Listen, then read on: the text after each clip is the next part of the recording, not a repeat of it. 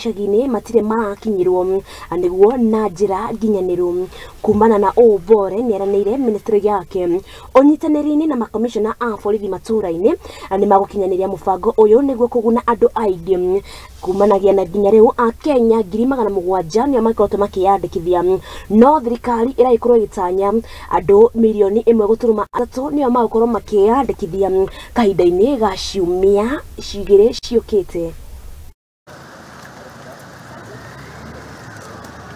We want leaders from this region to also create awareness, to tell people to come out and register.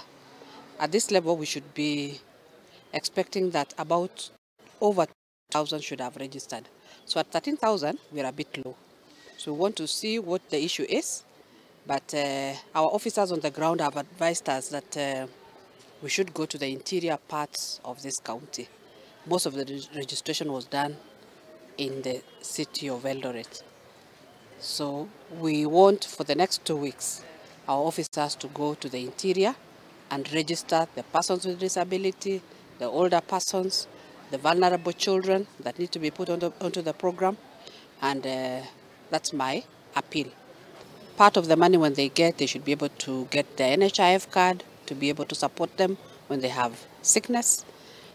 Part of the money they can use it to do some little gardening. They can also to be able to get food for themselves. Nao aciari kuma kaunti-ini o ino ya uasin gichu na aria